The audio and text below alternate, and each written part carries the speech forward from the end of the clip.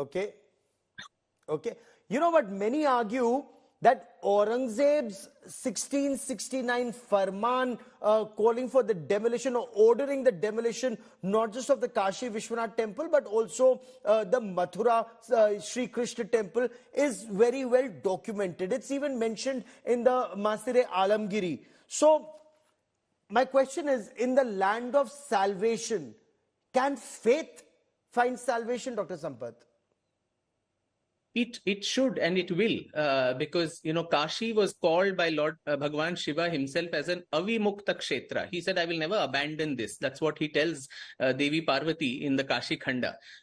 He says he's so fascinated by this, and that is the place where he also assures every soul which is leaving the body there, Shiva himself comes and chants the Taraka, Ram Tarak mantra to them, so that the soul goes to the salvation, gets salvation. That is the belief of the Astikas.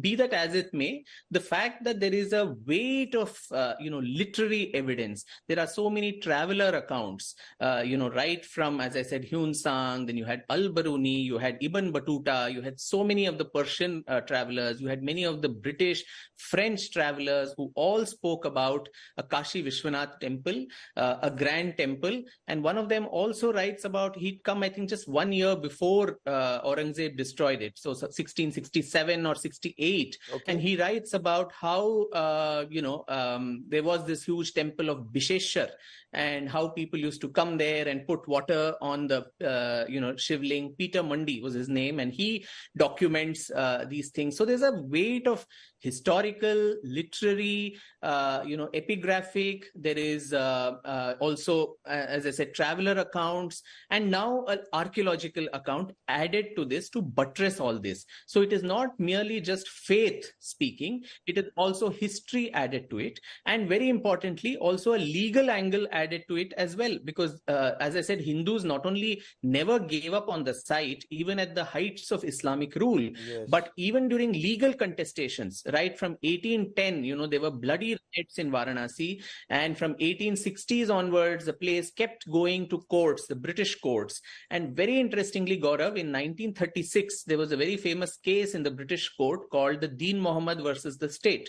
And in this case, the British courts had adjudicated that this site, the mosque, was not even a Waqf property. It was not registered as a Waqf property. Now, Aurangzeb may have demolished a temple undoubtedly, but there is no farman of his to say in its place you have to build a mosque.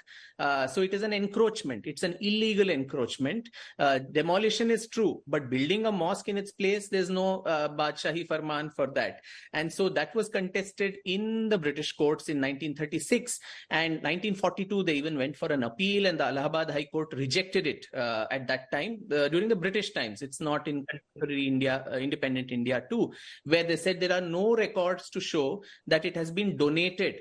You need a Waqif who will donate the property to the Supreme Allah and so on, for which there is no records here at all. So it is a case which is, watertight for what would be a very sacred site for the Hindus, which should rightfully come back to them. And we are claiming it only on peaceful, legal means, going through every, torturous way of the legal route, showing proofs, evidences, when, as they say, haath kangan ko aarsi kya.